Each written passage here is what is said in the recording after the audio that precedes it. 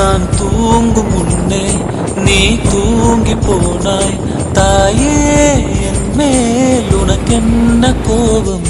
கண்ணான கண்ணே, என் தெய்வ பெண்ணே, கண்ணில் தூசி நீ ஊத வேண்டும். ஐயோ ஏன் இந்த சாபம்? எல்லாம் என்றோ நான் செய்த பாவம்.